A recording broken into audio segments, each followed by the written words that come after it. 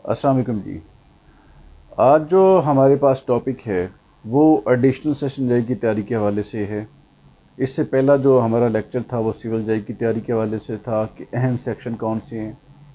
अब आज हम बात करेंगे एडिशनल सेशन जज की कि एडिशनल सेशन जज में सिलेबस क्या है, सिलेबस के बाद जो अहम बुक्स हैं वो कौन कौन सी लेनी है आपने, और कुछ इंपॉर्टेंट सेक्शन कुछ के हम बताएंगे। बाकी उसका जो अगला लेक्चर है उसमें हम ये बताएंगे आपको कि कौन कौन से सेक्शन जो हैं वो अहम हैं। एडिशनल सेशन जज में आपने एक बात याद रखनी है कि इस लॉ में यानी इस पूरे सिलेबस में आपने जो पास करना है वो बहुत ज़्यादा मेहनत करके होना है, क्योंकि इसमें लेवल भी उस हाई लेवल का चाहिए। 10 ईयर का एक्सपीरियंस है, आपको दिन रात एक करनी है। अगर आपके 8 या 9 साल अभी हुए हैं, एक्सपीरियंस हुआ है, तो आप 1 साल के लिए मुकम्मल तौर पर तैयारी करें, तब जाकर ये आपकी तैयारी मुकम्मल होगी। एडिशनल सेशन जज के एग्ज़ाम में टोटल 8 पेपर होते हैं। 5 पेपर जो हैं वो लॉ के हैं, 3 पेपर जो हैं वो जनरल नॉलेज, इंग्लिश और उर्दू पर मुश्तमिल है। हर पेपर जो है वो 100 नंबर का होगा। अब हम डिस्कस करते हैं। पहला पेपर जो एडिशनल सेशन जज में है वो क्रिमिनल लॉ का पेपर है। अब एक चीज़ मैं आपको यहाँ पर बता दूँ कि आपने लॉ के जितने सब्जेक्ट हैं सब के सब आपने बेयर एक्ट ज़रूर लेने हैं, लेकिन यहाँ पर मैं आपको कुछ कमेंट्री बुक्स भी बताऊँगा, वो भी आपने साथ लेनी है, क्योंकि जब तक आप कमेंट्री नहीं पढ़ते तब तक कई प्रपोजिशंस आ जाती हैं, कई केस लॉज आ जाते हैं जिनको आपने लिखना होता है पेपर में। अगर आपने पढ़े हों तो आपके आइडियाज़ बन जाते हैं। बेसिकली अगर आपने बेयर एक्ट भी अच्छा पढ़ा हुआ हो तो फिर भी आप पेपर जो है वो टैकल कर जाते हैं। आपके बेसिक कंसेप्ट्स जो हैं उन पर ग्रिप होनी चाहिए। अब हम डिस्कस करते हैं क्रिमिनल लॉ 1 पे। क्रिमिनल लॉ 1 में जो पहला हमारे पास इसमें पेपर आता है, इसमें डिफरेंट बुक्स हैं, टोटल 5 जो लॉ के सब्जेक्ट हैं क्रिमिनल लॉ 1 में है। पहला है Pakistan penal code. Pakistan penal code के लिए एम महमूद की किताब जो है वो बहुत अच्छी किताब है। अगर आप लास्ट ईयर का एडिशनल सेशन जज का एग्ज़ाम देखें तो उसमें जो पाकिस्तान पिनल कोड में क्वेश्चन आया था सेल्फ डिफेंस वाला, वो आप एम महमूद साहब की किताब लें तो आपको कंसेप्ट आपका क्लियर होगा उससे। शौकत महमूद की किताब लें तो वो भी बहुत अच्छा लिखा हुआ है। आपको बेसिक जो आंसर देने होते हैं वो आप अच्छी तरह से टैकल कर पाते हैं उससे, क्योंकि आलमोस्ट वहाँ पर सारी जजमेंट्स जो हैं उन पर बहुत ज़्यादा ASC के एग्ज़ाम में रिलाई किया जाता है। शौकत महमूद साहब की किताब लें। अब ASC लेवल पर इस बात को बताना कि कौन से सेक्शन अहम है, कौन से सेक्शन अहम नहीं है, तो मैं समझता हूँ कि ये एक बेकार सी एफ़र्ट होगी मेरी, क्योंकि एडिशनल वालों का जो लेवल है वो बहुत हाई चाहिए। आपने एक एक चीज़ को पढ़ना है, आपने एक एक चीज़ को जो है वो किसी चीज़ को समझ लें कि आपने स्किप करना ही नहीं है। ये इस लेवल पे जाके आपकी तैयारी होगी। अगर मैं कह भी दूं कि पाकिस्तान पिनल कोड के ये सेक्शन आप कर लें तो मैं समझता हूँ कि वो फेल करने वाली बात है। लिहाजा आपने ये टोटल मुकम्मल जो तैयारी है वो अच्छी तरह से करनी है। फिर भी अगर जो रूटीन में पोर्शन होते हैं वो तो आपको चलो बताए जा सकते हैं, लेकिन इस लेक्चर में हम आपको सेक्शन जो है उस हवाले से नहीं बताएंगे। मेरे नज़दीक सारे सेक्शन ही अहम है ASC की तैयारी के लिए। PPC के बाद हमारे पास जो नेक्स्ट लॉ आता है द दियत अर्श दमन फंड रूल्स 2007। ये बिल्कुल छोटा सा जो है लॉ है, इसमें थोड़े से रूल्स हैं वो आपने पढ़ने हैं। इसमें से आप समझ लें कि आपका 20 नंबर का पेपर आना है। इसको आपने इसका बेर रख लें, वो पढ़ें, बार बार पढ़ें, 3 से 4 दफ़ा पढ़ें तो आपको आ जाएगा। स्पेशली इसमें रिफ़ंड वाला क्वेश्चन जो है वो बहुत अहम है। उसके बाद क्रिमिनल लॉ पेपर जो है 1 जो है, इसमें जो तीसरा सब्जेक्ट हमारे पास आता है इल्लीगल डिस्पोजेशन एक्ट है। इल्लीगल डिस्पोजेशन एक्ट पर भी एम महमूद साहब की किताब जो है लेटेस्ट एडिशन जो उनका है वो अच्छी किताब है, वो आप ज़रूर लें। उसके अंदर आपके बेसिक कंसेप्ट क्लियर होंगे, जजमेंट के हवाले से आपका जो है वो क्लियर होगा। और फिर आता है CNSA। ये ऐसा सब्जेक्ट है जो आप बेयर एक्ट से भी कर लें तो फिर भी आप जो है वो टैकल कर सकते हैं पेपर को। इसके लिए बेयर एक्ट आप लें। फिर एंटी टेररिज्म एक्ट है, सेक्शन 6, 7, 11, ये बहुत इसके अहम जो सेक्शन कंसिडर किए जाते हैं। इसका भी आप बेरेक्ट से पढ़ें, बार बार पढ़ें इसको, क्योंकि देखिए आपका कोई ऐसा सब्जेक्ट अब नहीं है कि जिसमें से आपका पेपर ना बनना हो। ये बेरेक्ट से आप तैयारी करेंगे। ये हमारा यहाँ पर कंप्लीट होता है जी क्रिमिनल लॉ 1 का पेपर। क्रिमिनल लॉ 1 के बाद दूसरा जो पेपर आप ASC का है वो है क्रिमिनल लॉ 2 का पेपर। क्रिमिनल लॉ 2 में पहला सब्जेक्ट CRPC है। CRPC में वो भी M महमूद साहब किताब जो है वो सबसे बेस्ट है। उसमें कमेंट्री है, उसमें जजमेंट्स हैं, लेकिन अगर आप बेरेक्ट से भी पढ़ लें तो क्रिमिनल लॉ का पेपर जो है इसको अच्छी तरह से टैकल किया जा सकता है। अब नेक्स्ट आता है जी हमारे पास जुवेनाइल एक्ट। जुवेनाइल एक्ट बहुत संभाल जो है, इस थोड़े से सेक्शन है। अगर आप एक दिन के अंदर कोशिश करें तो आप इसको ज़ुबानी भी याद कर सकते हैं। जुवेनाइल एक्ट 2018 का लेना है, क्योंकि ये इसमें अमेंडमेंट न्यू एक्ट आया था। उसके बाद नेक्स्ट हमारे पास जो सब्जेक्ट आता है मेडिकल ज्यूरिस्प्रूडेंस। मेडिकल ज्यूरिस्प्रूडेंस के लिए मंसूर वालों की बुक लें आप, वो बेसिक बुक है, अच्छी किताब है। वहाँ से आपका बाउंड से रिलेटेड जैसे सवाल लास्ट टाइम आया था वो आपके बेसिक कंसेप्ट्स के जो है वो क्लियर करेगी। उसके बाद जो नेक्स्ट हमारे पास आता है जी साइबर, जो साइबर एक्ट है 2016 का, वो देखें आप। अगर वो कर लें तो आपका पेपर जो है वो वहाँ से क्लियर होता है। साइबर स्टॉकिंग जैसे है ये, इसके अंदर ये इतना कोई बड़ा लॉ नहीं है, बड़ा शॉर्ट सा है, बस कुछ बेसिक टर्म्स हैं जो आपने तलाश करनी है, जो जिसके आपको जवाब चाहिए वो आप तैयार करेंगे। यहाँ पर आपका क्रिमिनल लॉ 2 का पेपर जो है क्लियर होता है। ये इनके कुछ बेरेक्ट्स आपको मैंने बताए हैं, कुछ की मैंने आपको कमेंट्रीज बताई हैं। उसके बाद चलते हैं जी हम सिविल लॉ 1 पे। सिविल लॉ 1 एक लेंथी पेपर है जिसमें बहुत ज़्यादा सब्जेक्ट्स हैं, लेकिन हैं शॉर्ट से।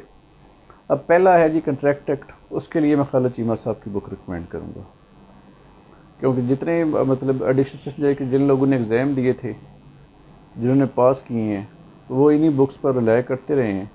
और जो हमने भी रिकमेंड की थी, जिन्होंने हमारे स्टूडेंट ने भी क्वालिफाई किया था, तो उनको भी यही बुक हमने लगवाई थी और जिसका रिज़ल्ट तो माशाल्लाह बहुत अच्छा रहा। अब इस हवाले से हम नेक्स्ट सब्जेक्ट पे चलते हैं। यहाँ पर ही जो हमारा सिविल लॉ 1 का पेपर था, guardian and wards act. Guardian and wards act के लिए भी M महमूद साहब की बुक। उसके बाद लिमिटेशन एक्ट, बेरेक्ट ले लें, कंसेप्ट क्लियर होंगे, बार बार इसको पढ़ें, क्योंकि इसमें जो शेड्यूल है वहाँ के जो आर्टिकल हैं उनका आपको लिमिटेशन पीरियड जो है वो सारा आपने याद करना है। उसके बाद Muslim family laws. Muslim family laws में 5 सब्जेक्ट शामिल होते हैं ASC की तैयारी के लिए। Muslim family law ordinance 1961, read with rules. Muslim family court act 1964, read with 1965 के जो रूल्स हैं। Child marriage restraint act, resolution of Muslim marriages act, और 5वां जो है मुस्लिम पर्सनल लॉ। ये बुक आपने मुस्लिम पर्सनल लॉ की बुक जो है मंसूर वालों की DF मुल्ला की जो ब्लू कलर में बुक है, क्योंकि उनकी 2 बुक्स हैं, तो आपने वो ब्लू कलर वाली बुक उनकी लेनी है। उसके बाद हमारे पास नेक्स्ट आता है जी preemption act. Preemption act bare act लें अनफ, और किसी चीज़ पर आपको जाने की ज़रूरत नहीं, क्योंकि आपके सवाल आलमोस्ट इसी में से ही आता है। बेरेक्ट आपका होगा, बेसिक कंसेप्ट होगा, तो आपको एक कुछ प्रपोजिशन भी दें तो वो इससे क्लियर होती है। नेक्स्ट हमारे पास आता है जी rented premises act. Rented premises act bare act लें, उसको पढ़ें। उसके बाद नेक्स्ट आता है जी डेफामेशन ऑर्डिनेंस।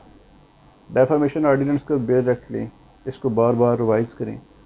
तो उसके बाद हमारे पास ये पेपर हो गए टोटल जी हमारे 3 सिविल लॉ 1 तक। उसके बाद सिविल लॉ 2 का पेपर जो है उस पर चलते हैं।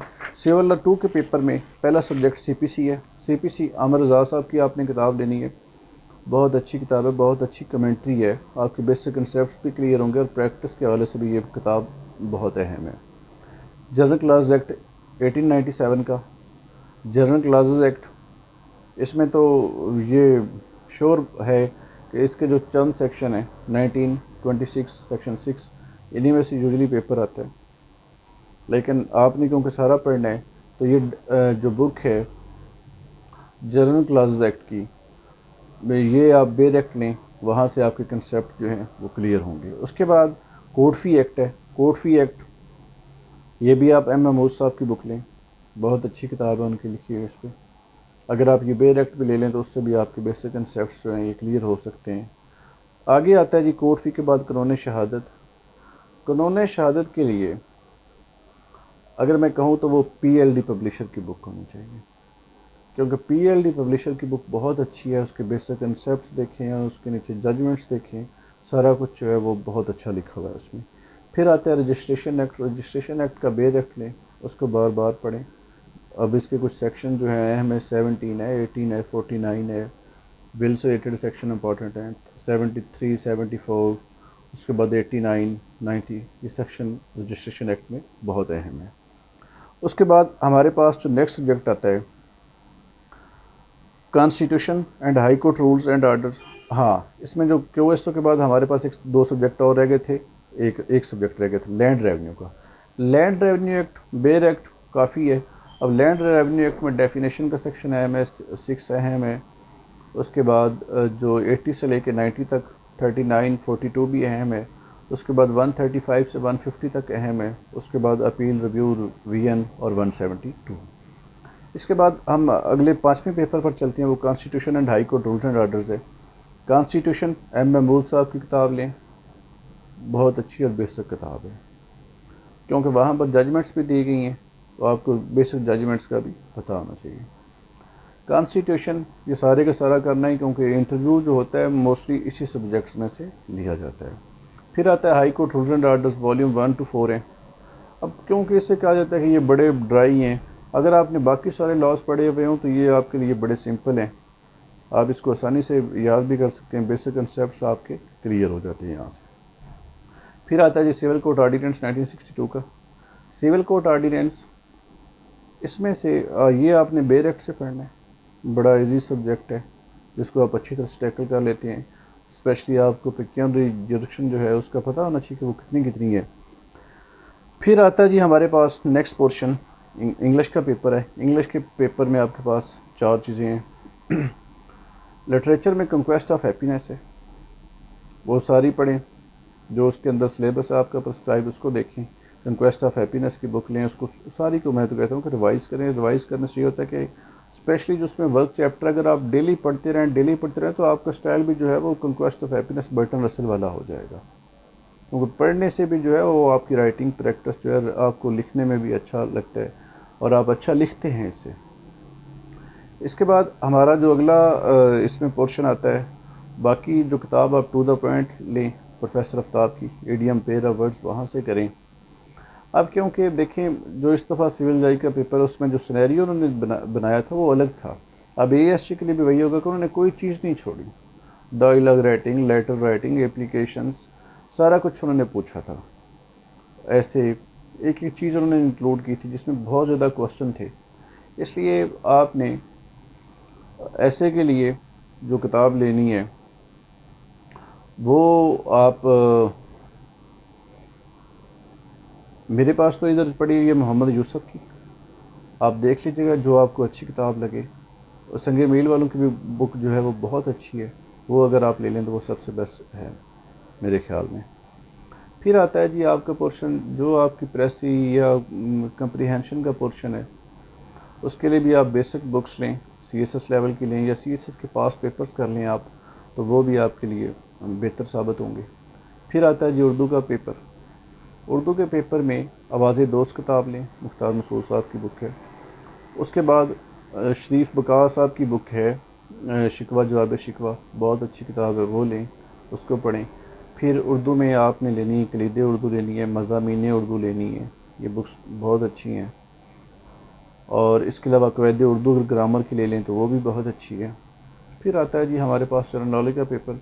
जनरल नॉलेज में एवरीडे साइंस के लिए मैट्रिक जनरल साइंस की बुक लें पंजाब टेक्स्ट बुक बोर्ड की। उसके बाद अगला जो पाकिस्तान अफेयर है, पाकिस्तान अफेयर के लिए आपने जो FA लेवल की बुक ले लें पंजाब टेक्स्ट बुक बोर्ड की, वो अच्छी किताब है।